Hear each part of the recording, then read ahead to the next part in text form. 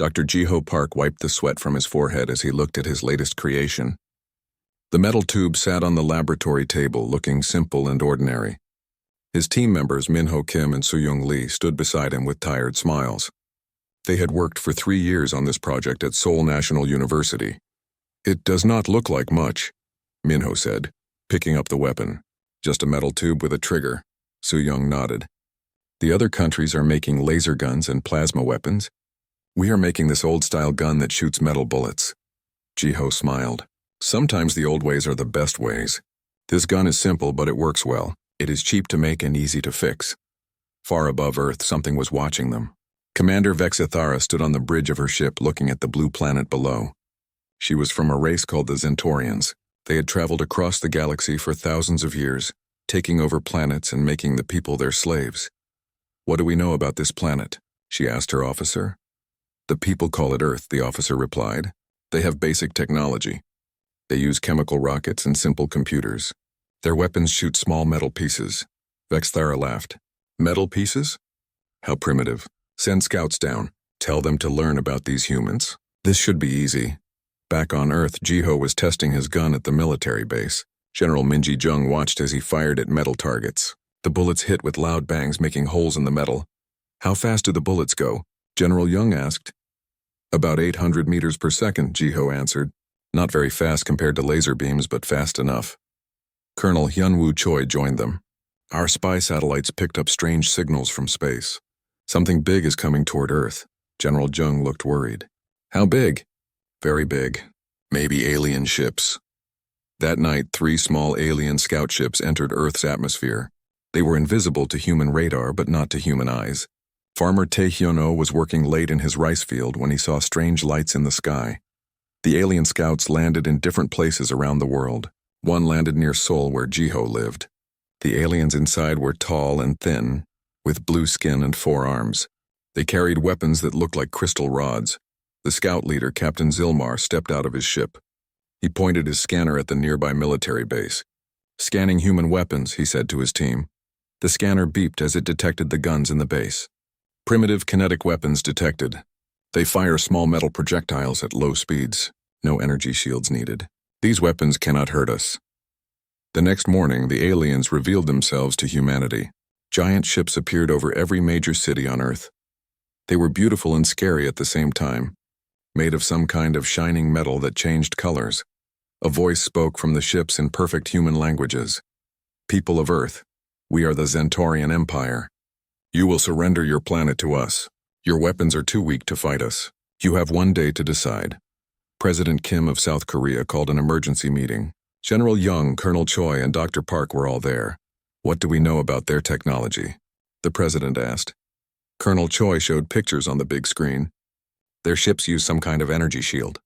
Our missiles cannot get through. Their personal weapons are much more powerful than ours." "What about our guns?"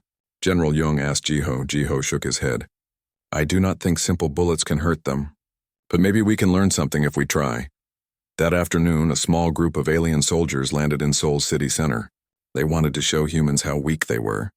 The aliens wore shining armor and carried crystal weapons that could melt cars with 1 shot. Captain Sang-woo Lee was the first human to face them. He had 10 soldiers with him, all carrying Jiho's new guns. They hid behind concrete barriers and watched the aliens walk down the street. "Should we shoot?" asked Sergeant Wonho Park. Captain Lee nodded. "Fire!" All 10 soldiers shot at the same time. The bullets flew toward the aliens, but something strange happened. A blue light appeared around each alien like a bubble. The bullets hit the light and bounced off, falling harmlessly to the ground. The alien leader laughed. "See? Your metal throwing toys cannot hurt us." But Sergeant Wonho noticed something. "Captain, did you see that? The blue lights got a little dimmer when our bullets hit them." Captain Lee looked closer. "Yes, I saw it too." "Keep shooting." The soldiers fired again and again. Each time the bullets hit the energy shields, the blue light flickered. The aliens looked annoyed but not worried. "Stop wasting your ammunition, humans," the alien leader said. "You cannot break our shields," but something was happening that the aliens did not notice. Each bullet hit was making their shields work harder. The shield generators on their armor were getting warmer. Back at the university, Dr. Yuna Shin was watching the fight on television. She was an expert in energy and physics. She noticed the flickering too. Jiho, come here, she called. Look at this. Every time our bullets hit their shields, the shields have to use energy to push them away. Jiho watched carefully. You are right. The shields are not just blocking the bullets. They are having to work against them. On the street, the alien leader was getting ready to leave. We have shown you our power. Tomorrow we will take your planet. But as the aliens walked back to their ship, Sergeant Wanho made an important discovery. Captain, my gun is still loaded. What if I keep shooting at one alien? Try it, Captain Lee said. Wanho aimed at one alien and fired bullet after bullet. The alien's shield flickered faster and faster. Suddenly, sparks came from the alien's armor. What? The alien cried out, looking at his shield generator. It was smoking. The other aliens looked worried. How is this possible? One asked. Their weapons are primitive. Captain Lee smiled. All soldiers pick one alien each. Keep shooting until your guns are empty. 10 human soldiers fired all their bullets at the aliens. The air filled with the sound of gunfire. The aliens' shields flickered like broken lights. Smoke rose from their armor. One by one, the alien shields started to fail. The aliens looked scared for the first time. Retreat, the alien leader shouted. Back to the ship. The aliens ran away, their powerful crystal weapons forgotten. Captain Lee and his soldiers cheered. That night, Jiho worked with his team to understand what had happened. We found something important, he told General Jung. Their shields can block our bullets, but they use energy to do it. If we shoot enough bullets, we can make their shields overheat. General Jung smiled. So our dumb weapons are not so dumb after all. Jiho nodded. Sometimes simple is better than complicated. We just need to make more bullets. Lots more bullets. 3 days later, the sky above Earth turned dark. 50 massive alien ships appeared, each one the size of a city. Admiral Kethmore stood on the bridge of the largest ship, watching Earth through the window. Are you sure about this planet? He asked his second-in-command. The scout said the humans have primitive weapons. Yes, Admiral. They shoot tiny metal balls. Our shields can easily stop them. This invasion should be quick and easy. Admiral Kethmore nodded. Good. The Galactic Empire wants this planet taken in one day. Begin the attack. On Earth, Colonel Hyunwoo Choi stood in the command center with General Minji Jung. Red lights flashed on all the screens. Sirens wailed across every city. How many ships? General Jung asked. 50 big ones, maybe 100 smaller ships, Colonel Choi replied. They are spreading out across the planet. General Jung picked up the red phone. All units, this is General Jung. The alien invasion has started. Use Plan Delta. I repeat, use Plan Delta. Plan Delta was simple. Every soldier on Earth would use the new guns that Dr. Jiho Park had designed. They had been working day and night to make thousands of these weapons. The first alien attack hit the space station above Earth. Bright blue beams shot from the alien ships, cutting the station into pieces. The pieces fell toward Earth like burning stars. They destroyed our space station in 10 seconds, reported Captain Ji-won Han from her military base. Their weapons are very powerful. But the aliens were not done.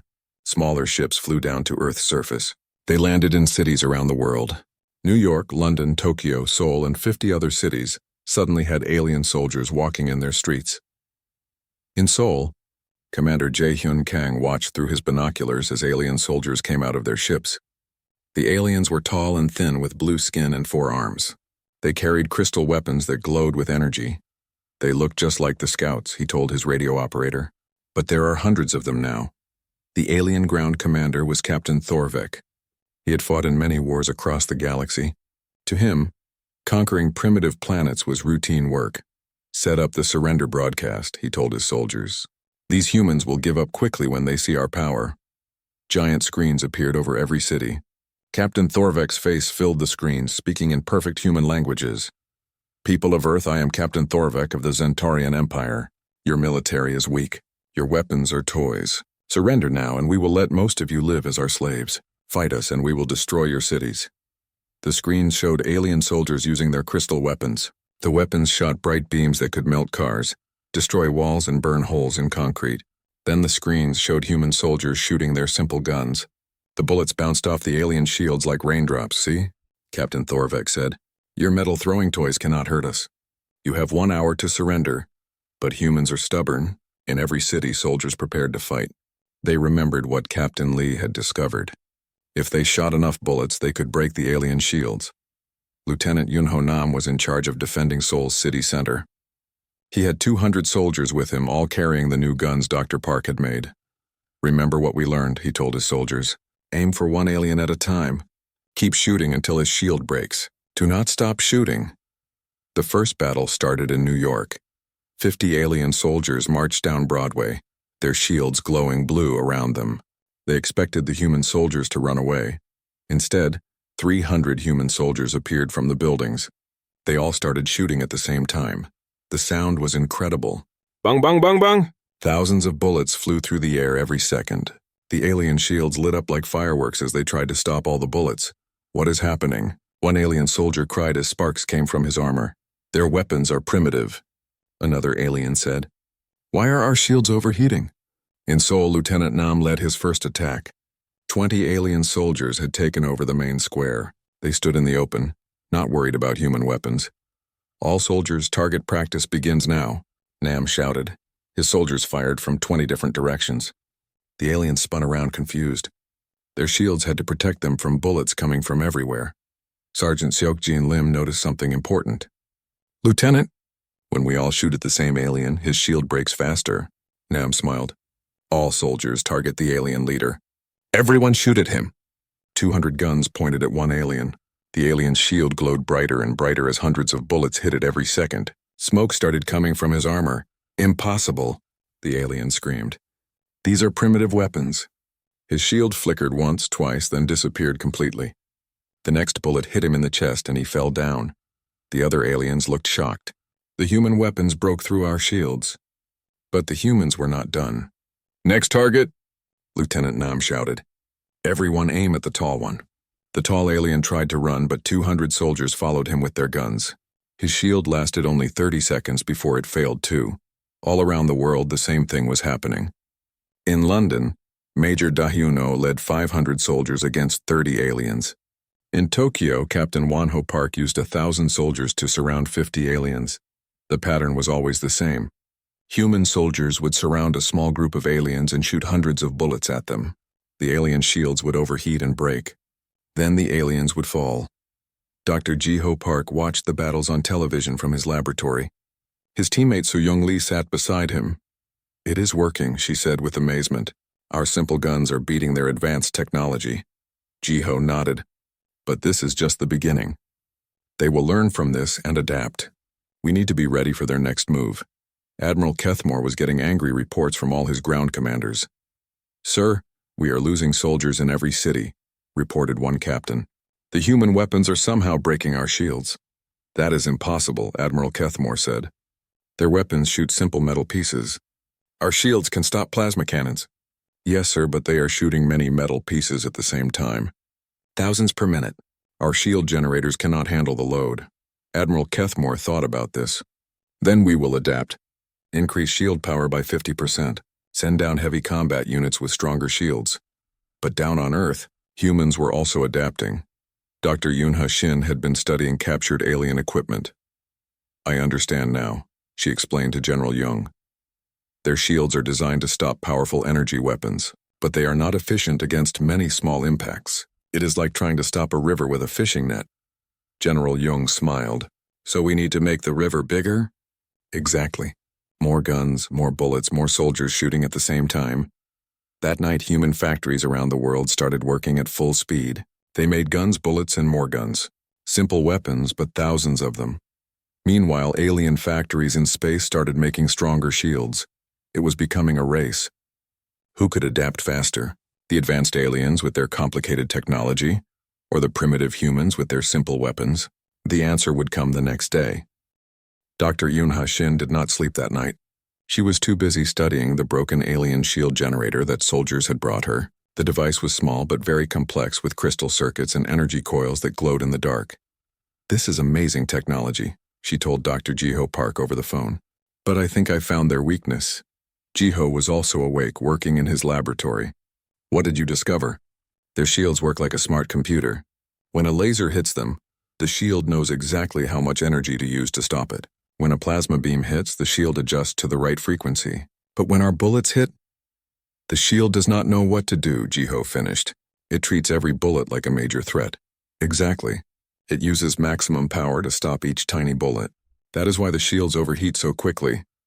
While the scientists worked, the war continued. The aliens had sent down heavier soldiers with stronger shields. But humans had learned too. Sergeant Seokjin Lim crouched behind a concrete wall with his squad. Across the street, 10 alien heavy soldiers were destroying a shopping mall. Their shields were twice as bright as before.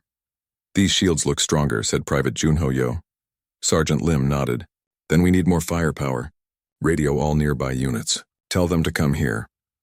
20 minutes later, Lim had 300 soldiers instead of just 12. They surrounded the shopping mall from every direction. "On my signal," Lim said into his radio, "all units fire at the first alien. Do not stop until his shield breaks." 300 soldiers aimed at one alien soldier. When Lim gave the signal, the air exploded with gunfire. The alien's shield lit up like a small sun as thousands of bullets hit it every second. The alien spun around, trying to figure out where all the shooting was coming from. His shield got brighter and brighter, working harder and harder to stop the bullets. "Warning. Shield generator at 80% capacity," his armor computer said. "Warning. Shield generator at 90% capacity. Warning. Shield generator overload in 10 seconds. The alien tried to run, but the human soldiers followed him with their guns. Sparks started flying from his armor, then smoke, then flames. His shield disappeared with a loud pop and the alien fell down. "Next target," Sergeant Lim shouted, but something unexpected happened. The other 9 aliens started running away. They had never seen one of their heavy soldiers defeated so quickly. "Retreat! Retreat!" they shouted in their alien language. All around the world, human soldiers were discovering the same pattern. It did not matter how strong the alien shields were. If enough humans shot enough bullets at one alien, the shield would always break. Captain Jiwon Han was defending the city of Busan with her unit. Alien ships had landed on the beach, bringing in 200 alien soldiers. "We are outnumbered," her lieutenant said. "They have 200, we only have 50. Captain Han thought about the pattern. "Numbers do not matter. Concentration matters. We will attack them one group at a time." She divided her 50 soldiers into 5 teams of 10. Each team hid in a different building around the beach. Team 1 attacked the aliens by the red building. Teams 2 through 5 wait for my signal. Team 1 opened fire on 20 aliens. The aliens were surprised and confused. Their shields started failing one by one as the concentrated gunfire overwhelmed them. While Team 1 kept the aliens busy, Captain Han moved her other teams to surround the confused aliens. "All teams fire." 50 soldiers shooting from 5 directions created a crossfire that the aliens could not escape. Their shields failed in minutes. "Phase 2, Captain Han announced. "Teams 1 and 2 attack the next group." By using this tactic, 50 human soldiers defeated 200 alien soldiers in just 2 hours. The news spread quickly. Radio operators called every military base on Earth. The pattern works. Concentrated fire breaks any alien shield. But the aliens were also learning. Admiral Kethmore called an emergency meeting with his war council. "How are primitive weapons defeating our advanced technology?" he demanded. His science officer, Dr. Vorthak, had been studying battle recordings. "Admiral, their weapons are not primitive in the way we thought. They are perfectly designed to exploit our shield technology." "Explain." "Our shields are made to fight other advanced civilizations. Energy weapons, quantum torpedoes, plasma cannons. But these humans are using simple kinetic impact weapons in massive coordinated attacks. Our shield computers cannot efficiently process thousands of tiny impacts per second." Admiral Kethmore was confused. "Are you saying their simple weapons are better than advanced weapons?" "Not better, Admiral. Just different. It is like using a sword to fight someone with a net. The sword is a better weapon, but the net can still trap it. Meanwhile, on Earth, military engineers were making the human weapons even more effective, Nam had been promoted to major after his success in Seoul. Now he was working with weapons designers to improve their tactics. "What if we made guns that shoot faster?" he asked Jiho Park. Jiho smiled. "I have been thinking the same thing. Look at this." He showed Nam a new gun that looked similar to the old one, but with a bigger ammunition box. This gun can fire 200 bullets per minute instead of 60, and it can keep firing for 10 minutes without stopping. Nam's eyes lit up. "How many of these can you make?" "We are making 1,000 per day now. By next week we will make 5,000 per day." The aliens tried to adapt again. They created new shields that were specifically designed to handle kinetic impacts. But the humans adapted faster. Dr. Naeon Kim, a physicist working with the military, made an important discovery. The aliens think too much, she explained to General Jung. Their technology is very smart, but being smart makes it slow. Our technology is simple, so we can change it quickly. What do you mean? When we need bigger guns, we just make bigger guns. When we need more bullets, we just make more bullets. But when the aliens need better shields, they have to reprogram their computers, recalibrate their energy systems, and update their quantum matrices. It takes them days to make changes that take us hours. This gave General Jung an idea. What if we keep changing our tactics every day? Make them chase our changes instead of us chasing theirs? The next week, human soldiers started using new tactics every day.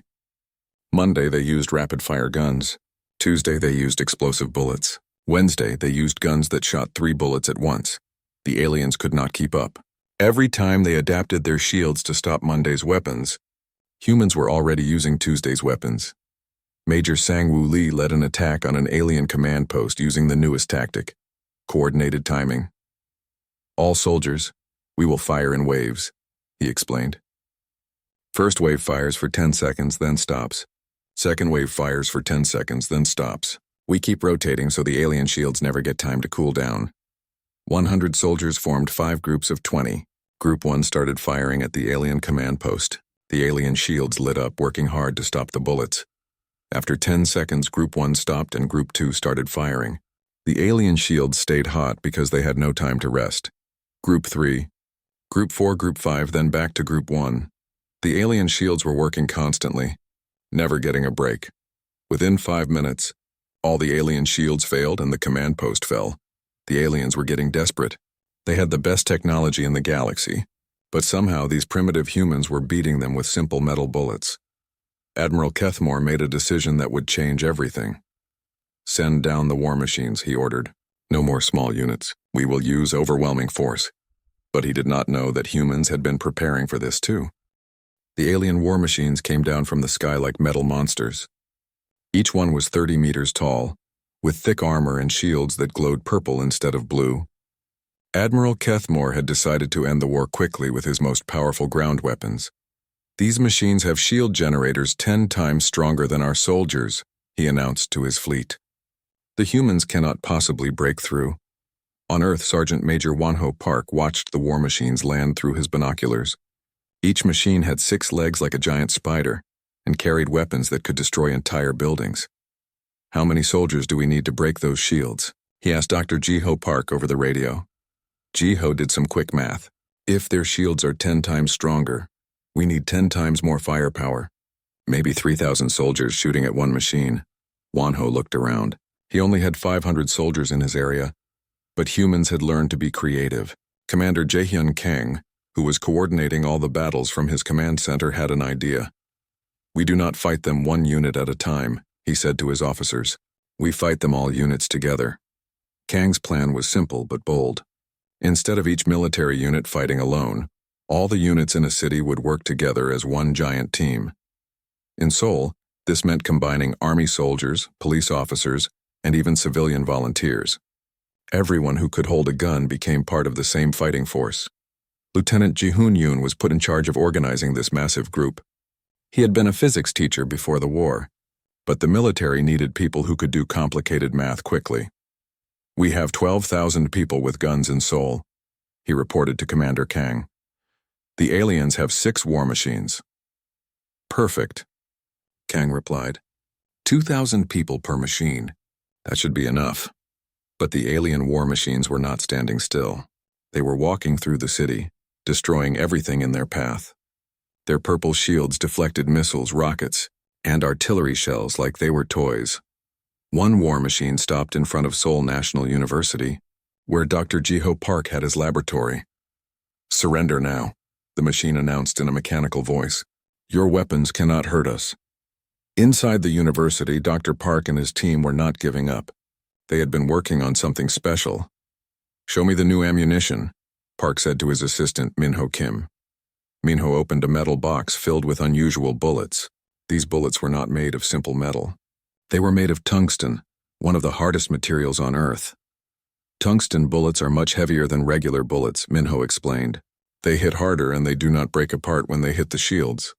Dr. Yuna Shin, who had been studying alien technology, added her own discovery. I also found something interesting. Their shields use more energy to stop heavier impacts. These tungsten bullets will make their shield generators work twice as hard. Outside, Lieutenant Yoon was organizing his attack.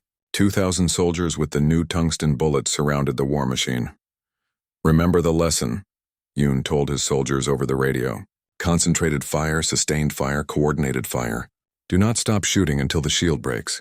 The war machine's sensors detected the humans surrounding it, but the alien pilot was not worried. Just humans with their primitive projectile weapons, the pilot said. Our shields can handle anything they can throw at us. But when 2,000 soldiers started shooting tungsten bullets at the same time, something unexpected happened. The war machine's shield did not just get brighter, it started changing colors. Purple became red, then orange, then white. Warning, the machine's computer announced. Shield generator temperature rising rapidly. The alien pilot looked at his controls with confusion. This should not be possible. These are primitive weapons. On the ground, Sergeant Major Wonho Park watched the shield getting brighter and brighter. Keep firing, he shouted. It is working. 2,000 guns fired continuously. The tungsten bullets hit the shield like a metal storm. The war machine tried to move, but humans were surrounding it from every direction. Inside the machine, alarms started ringing. Shield generator at critical temperature. Shut down in 60 seconds.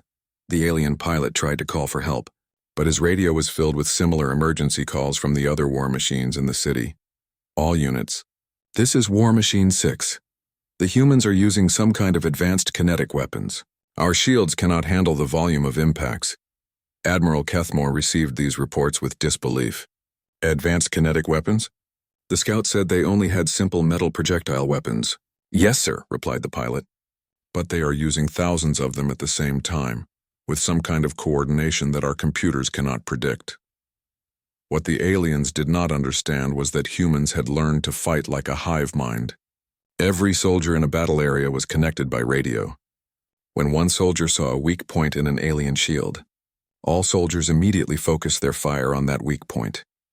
This was the idea of Dr. Naeon Kim, the physicist who studied alien technology. Alien shields are like armor with joints, she had explained to the military commanders. The joints are the weak points. If we all hit the same joint at the same time, the armor breaks. Her theory was being tested in Seoul right now. The war machine's shield was failing, section by section as human soldiers concentrated, their fire on each weak point. Shield failure in Sector 7, the machine's computer announced. Shield failure in Sector 12. Shield failure in Sector 3. The alien pilot was panicking. This is impossible. Humans are supposed to be primitive. Meanwhile, Major Dayun-Oh was leading a different kind of attack in Busan. Her target was not a war machine, but an alien supply ship that had landed to bring ammunition to the alien ground forces. The ship has shields too, she told her soldiers, but it is not designed for combat. It should be easier to break. Major O had 3,000 soldiers with her, all carrying the new tungsten bullet guns. They surrounded the alien ship completely, but instead of shooting immediately, Major O tried something new. All soldiers, listen carefully. We will not shoot randomly. We will shoot in a pattern. When I say 1, the first 1,000 soldiers fire. When I say 2, the second 1,000 fire. When I say 3, the third 1,000 fire. We will create waves of bullets that hit the ship rhythmically. The attack began. 1. 1,000 bullets hit the ship's shield. 2. Another 1,000 bullets. 3. The final 1,000 bullets, then back to 1. Again. This rhythmic attack created something the aliens had never seen before. Instead of constant pressure on the shield, the ship was receiving waves of impact that created a resonance frequency. The ship's shield began to vibrate like a bell being hit with a hammer. The vibration grew stronger with each wave of bullets. Inside the ship, the alien crew was confused. Captain, our shield is oscillating at an unusual frequency. What does that mean? The captain asked. It means the shield is shaking itself apart. Within 10 minutes, the ship's shield collapsed completely. The alien supply ship was captured with all its advanced technology inside. News of these victories spread quickly through human communication networks. The pattern was clear. Human weapons were not just effective against alien technology, they were becoming more effective every day. But the aliens were also learning. Admiral Kethmore called another emergency meeting. "These humans are adapting faster than our computers can calculate," he told his war council. "Every time we create a countermeasure, they have already moved to a new tactic." His science officer, Dr. Vorthek, had a disturbing theory. "Admiral, I think these humans are not as primitive as we thought.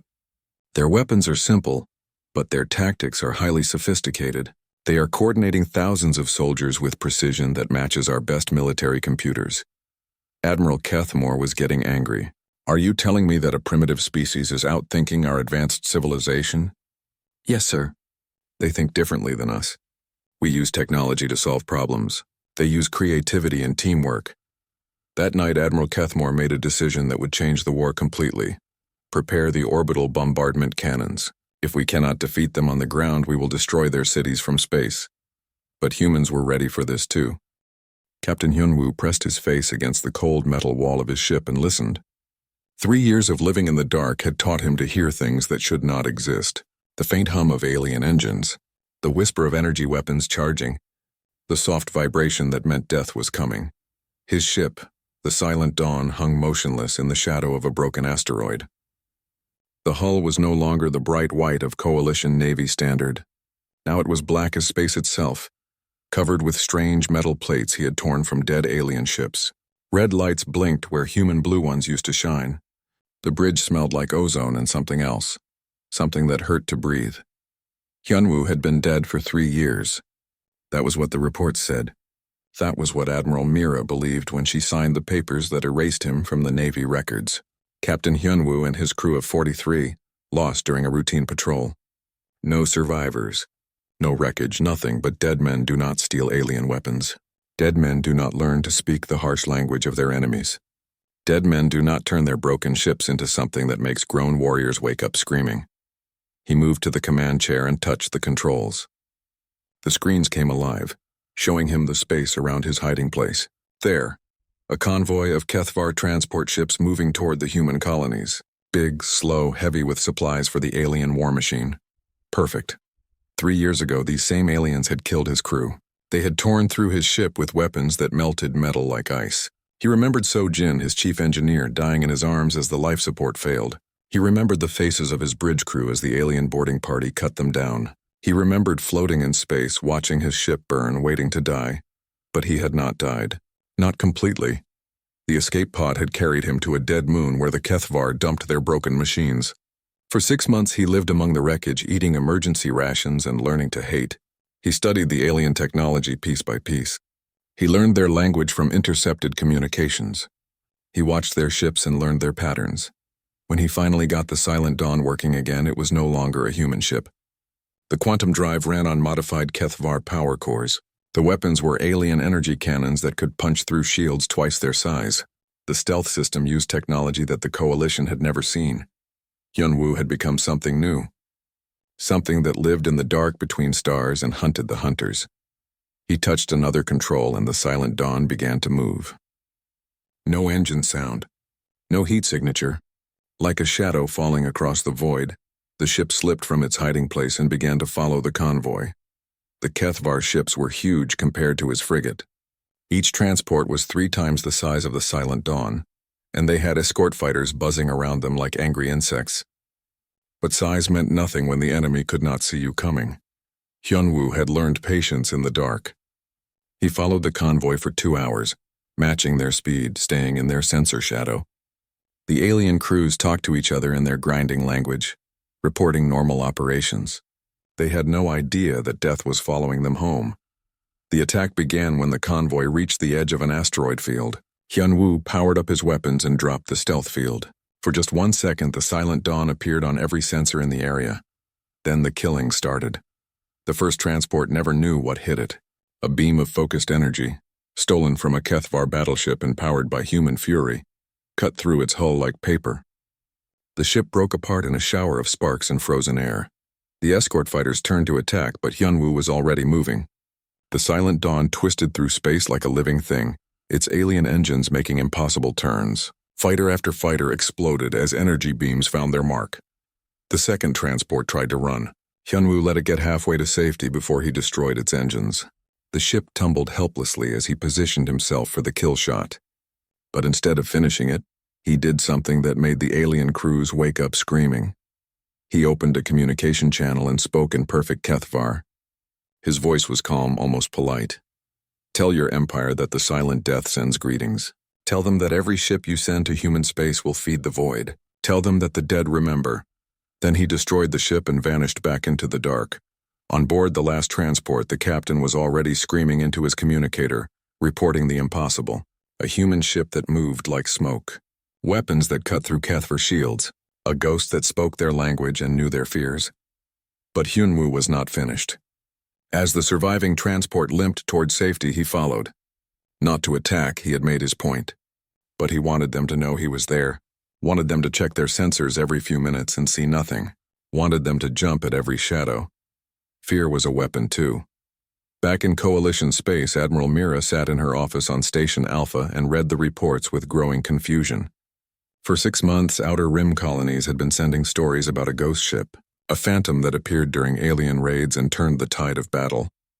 The colonists called it their guardian angel, but Mira knew better than to believe in angels. She had fought the Kethvar for 15 years. She knew they were winning the war one system at a time. Human ships were no match for their technology. Human tactics were too predictable, yet the reports kept coming. Alien supply lines disrupted. Kethvar raiding parties found drifting in space, their ships gutted from the inside. Intercepted communication spoke of a silent death that stalked their fleets. The breakthrough came when a deep space monitoring station picked up something impossible. A quantum signature that matched a ship from Mira's own records. A ship that had been destroyed 3 years ago. She pulled up the file and stared at the name. Captain Hyunwoo, lost with all hands during a patrol in Sector 7. She remembered signing the death certificates herself, but quantum signatures did not lie. Somewhere in the dark between stars, the silent dawn was hunting again. Mira closed the file and made a decision that would change everything. She sent a coded message to her most trusted agents. Find this ship, learn the truth. But do it quietly. Because if Hyunwoo was still alive, if he had somehow turned his broken frigate into a weapon that could challenge the Kethvar Empire, then the war was about to become very interesting indeed. In the depths of space, Hyunwoo felt the walls of his ship and smiled. Let them come looking. Let them try to understand. The dead had all the time in the universe, and the silent dawn was very, very hungry.